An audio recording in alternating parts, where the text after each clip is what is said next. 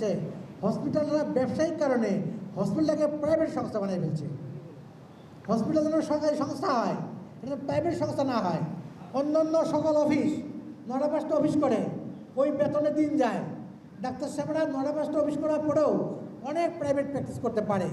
তারপরে তাদের কেন অভাব পড়ে, আবার কেন এজেন্সি লাগে, আবার কেন প্রাইভেট ক্লিনিক লাগে, আবার কেন মানুষের কাছ থেকে শুধু হয়তো টেস্টের কথা বলে পয়সা নেয়।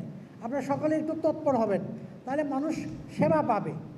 আর যারা এখানে অভিযোগ করেছেন তাদেরকে আমরা বলি, আপনাদের নিরাপত্তা দেওয়ার দায়িত্ব এই কমিশনের। আপনাদের যদি কেউ থ্রেট করে অভিযোগ করার জন্যে, আপনারা এই অভিযোগ করছেন বলে যদি কেউ আপনাকে কোনো রকম হয়রানি করে, আপনারা সঙ্গে সঙ্গে এই কমিশনকে জানাবেন। কিছুই না পারলে আমি কমিশনার, আমাকেই জানাই দিবেন, আমি অ্যাকশন নেব। একটু ভয় পাবো না কমিশন।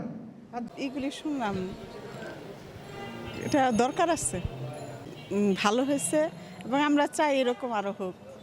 হওয়া উচিত, মানে এটা খুব জরুরি দরকার।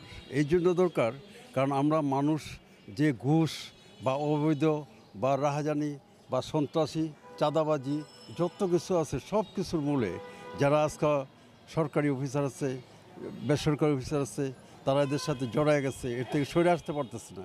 কিন্তু এই অনুষ্ঠান হলে আমার তো মনে হয় 1 বছরের মধ্যে এদের শান্তি হয়ে যাবে। কষ্ট এখানে তো দুর্নীতি দমন অফিসে সে সেগুনবাগিচে যাইতে পারে না এত দূরে, এখানে করলে আসলে সাধারণ মানুষ উপকৃত হবে।